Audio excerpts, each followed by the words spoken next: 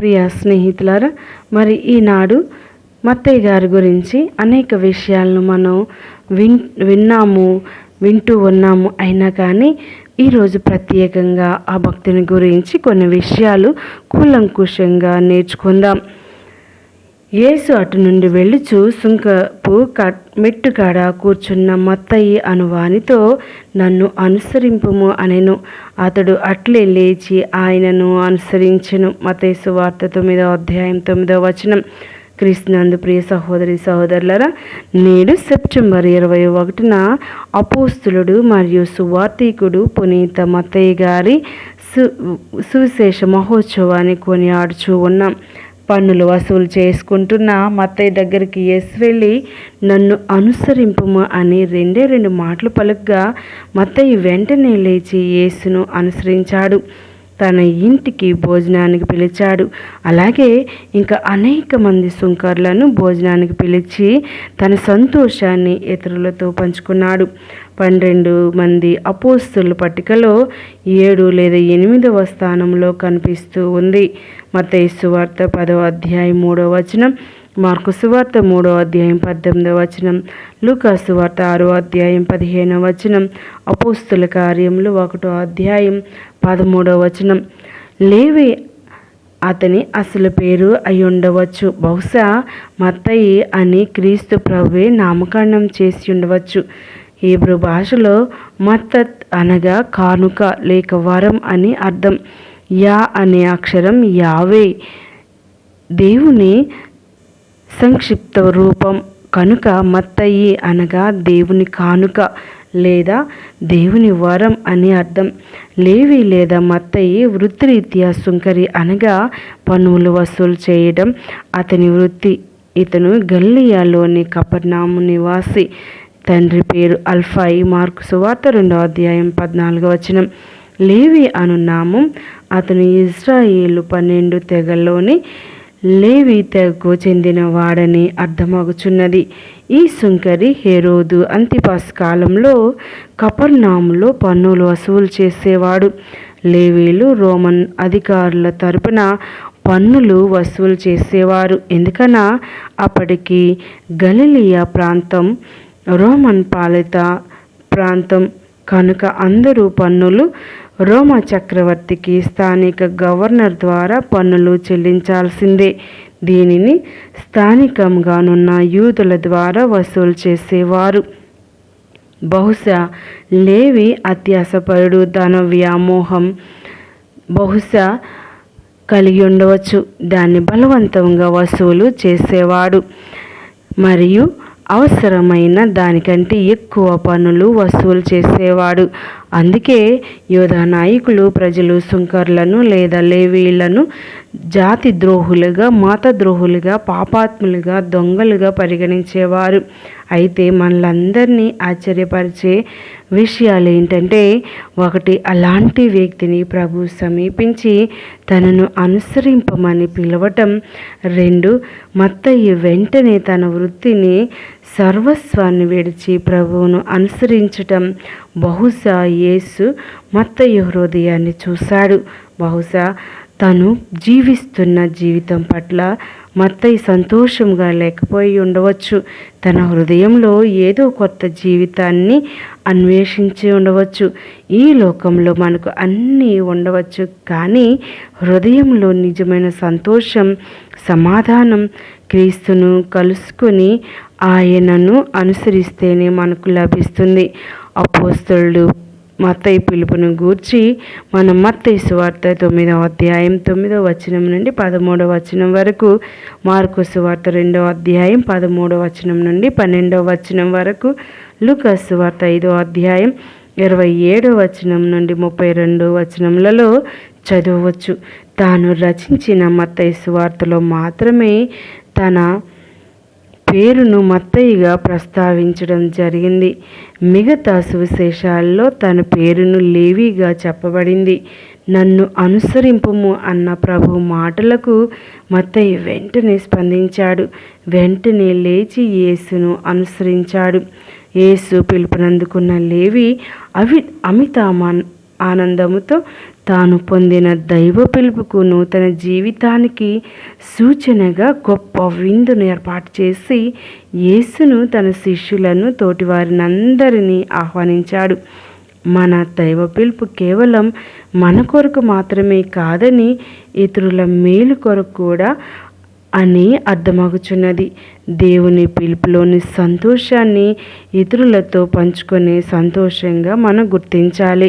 అలాగే నేటి ప్రస్తుత సమాజంలో బహిష్కరింపబడిన వారితోనూ, పాపాత్ములుగా పరిగణింపబడిన వారితోనూ, అణగద్రొక్కబడిన వారితోనూ, నిరాశ్రయులతోనూ, పేదవారితోనూ మనం ప్రభువలే సహవాసం చేయాలి, వారిని ఆదరించాలి.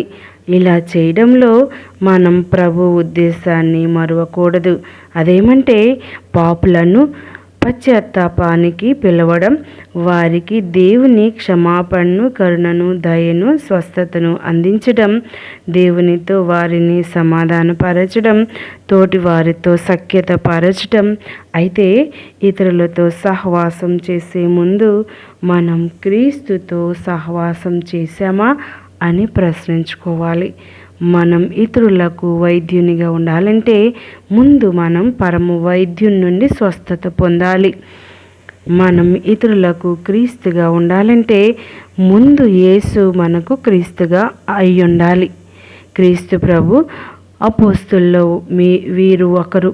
ప్రభు జీవితంలో ముఖ్య సంఘటనలకు, ప్రసంగాలకు ప్రత్యక్ష సాక్షి కావున తాను వాటన్నిటినీ రాసేందుకు ప్రేరేపింపబడ్డాడు. అపోస్తులు వీటన్నిటినీ బహిరంగంగా బోధించేవారు. క్రీస్తు కాలంలో యూదులు, ఇతరులు కూడా అరమాయిక్ భాష ఎక్కువగా తెలిసిన వారు కనుక తన సువార్తను అరమాయిక్ భాషలో రాసినారు. మత్తయి తన సువార్తను యూద క్రైస్తవులకు ఉద్దేశించి రాశాడు. యేసుక్రీస్తు జీవిత చరిత్రను చెప్పడానికి మాత్రమే కాకుండా అప్పటి యాజక క్రైస్తవ విశ్వాసాన్ని బలపరచడానికి, బలమైన యూద మత ప్రభావమును తన తోటి యూదులకు పరివర్తన కలిగించి రక్షించేందుకు రాశాడు. ముఖ్యంగా పాత నిబంధన గ్రంథంలో దేవుడు వాగ్దానం చేసిన ఆ మెస్సియా ఈ క్రీస్తేనని బలంగా తన సువార్తలో వినిపించాడు. అందుకోసమై వారి స్వభావానికి తగిన ఆజ్ఞలను, కార్యాలను ప్రోగు చేసి మెస్సియా గురించి వ్రాయబడిన ప్రవక్త ప్రవచనాలన్నిటినీ సంపూర్ణంగా యేసు నెరవేర్చాడని వ్రాశాడు. యేసు బెత్లెహేములో కన్య మరియకు జన్మనిస్తాడని, రోగులను స్వస్థపరుస్తాడని, అన్ని క్రియలను యందు చివరకు తన శ్రమలను, మరణం వరకును పూర్వం యెషయా ప్రవక్త ప్రవచనాలను నెరవేర్చారని నిరూపించాడు. 28 అధ్యాయాలు 1071 వచనాలు కలిగిన ఈ సువార్తలో 53 సార్లు పూర్వ నిబంధన వచనములను ప్రస్తావించడం జరిగింది.